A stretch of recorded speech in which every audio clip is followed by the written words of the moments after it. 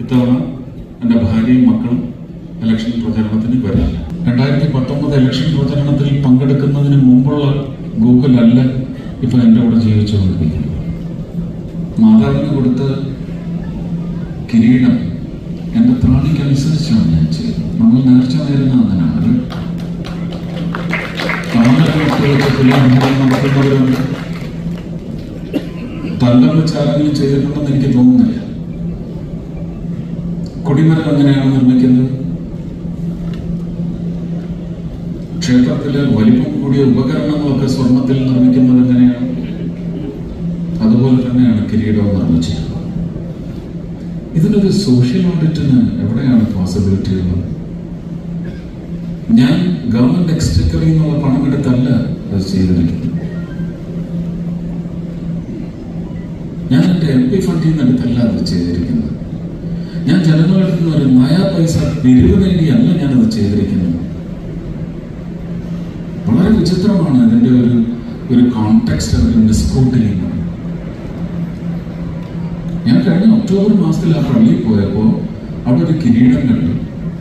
അച്ഛൻ ഇതിനേക്കാൾ മെനയായിട്ട് ഞാനൊന്നും ചെയ്തു തരട്ടെ, അതിങ്ങനെ ആയിരിക്കും ചെയ്യുന്നതെന്ന് അദ്ദേഹത്തോട് നല്ല വടിവത്ത ഭാഷയിൽ കൃത്യമായി, അതെന്റെ സ്വഭാവം തന്നെയാണ്, ഞാൻ അങ്ങനെ പറയും.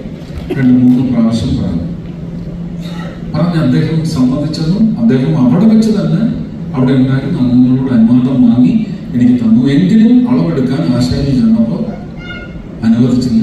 അപ്പോൾ അച്ഛനാണ് ഇടപെട്ട് അളവെടുപ്പിച്ച് കൃത്യമായി അങ്ങനെ ചെയ്യുന്നതെന്ന് പറഞ്ഞു. അതിനേക്കാൾ ഇങ്ങനെയായിട്ട് അത് ചെയ്തു കൊടുത്തിട്ടുണ്ട്. അതെൻ്റെ മകളുടെ വിവാഹവുമായി ബന്ധപ്പെട്ട് എൻ്റെ നേർച്ചയായിരുന്നു. അതിനെ എങ്ങനെയൊക്കെയാണ് അവഹേളിച്ചത്? രാഷ്ട്രീയം കൊണ്ട് മാത്രമല്ല,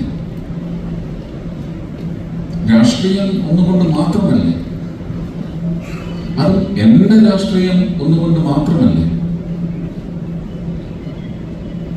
ആ രാഷ്ട്രീയം തന്നെയല്ലേ എന്ന് ജനങ്ങളുടെ ജീവിതത്തിലേക്ക് 2004 മുതൽ 10 വരെ നടന്ന എല്ലാ തെറ്റുകളും തിരുത്തിക്കൊണ്ട് ഇനി ഒരു തെറ്റുപോലും ചെയ്യാനുള്ള ഒരു ലൂസ് ഹോളോ ഒരു ലൂപ്പ് ഹോളോ അല്ലെങ്കിൽ ഒരു ലൂസ് സ്പേസോ വിടാതെ ഒരു ഭരണ നൈപുണ്യം ഭാരതത്തെ ലോകത്തിന്റെ നെറുകയിൽ തിലകച്ചാർത്തണിയിക്കുമാറ് ഉയർത്തിപ്പിടിച്ചു നിർത്തുന്നു. ആ രാഷ്ട്രീയത്തെയല്ല ഞാൻ പിന്തുണയ്ക്കുന്നത്. പിന്നെ എന്തിനാ ആ രാഷ്ട്രീയം വിമർശിക്കപ്പെടുന്നു? അത് ജനപക്ഷ രാഷ്ട്രീയമല്ല. 2019 ഇലക്ഷൻ പ്രചരണത്തിൽ പങ്കെടുക്കുന്നതിന് മുമ്പുള്ള ഗൂഗിൾ അല്ല ഇപ്പൊ എൻ്റെ കൂടെ ജീവിച്ചുകൊണ്ടിരിക്കുന്നത്.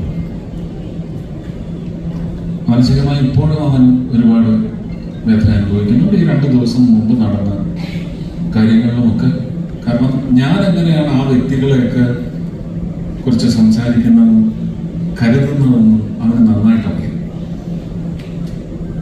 അവന്റെ ബോധ്യം അവനോട് പിന്നെയും പിന്നെയും പറഞ്ഞ് അവനെ വിലക്കുന്നു. Your dad is getting paid with a devilish coin. അവൻ തന്നെ ഉപയോഗിച്ച വാക്കുകൾ. You are not fit for this world. Come back home. എന്ന് പറയുന്ന മകനായി മോദിയുടെ ഭ്രാന്തൻ ആരാധകനാണ്. അവൻ ഡേറ്റ മാത്രമാണ് നോക്കുന്നത്. Not at the political party or politics. എന്റെയും അതെ. He's a socialist at heart. പക്ഷെ ആ സോഷ്യലിസ്റ്റിന്റെ ഹൃദയം വെച്ചുകൊണ്ട് അവൻ നരേന്ദ്രമോദിയിൽ ഏറ്റവും വലിയ സോഷ്യലിസ്റ്റിനെ കാണുന്നു എന്നുള്ളതാണ് ഏറ്റവും വലിയ വൈചിത്ര്യമെന്ന് മറ്റുള്ളവർ പറഞ്ഞേക്കാം. പക്ഷെ അതാണ് ഈ രാജ്യത്തിന് ആവശ്യം.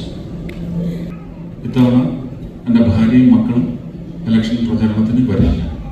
എൻ്റെ സിനിമാ രംഗത്ത് ഞാൻ എല്ലാവരോടും, ശരത് കുമാർ സാറ് പോലും അദ്ദേഹത്തിൻ്റെ ഒരു പടം ഇറങ്ങാനുണ്ട്, വരരുത് എന്നാണ് ഞാൻ പറഞ്ഞിരിക്കുന്നത്.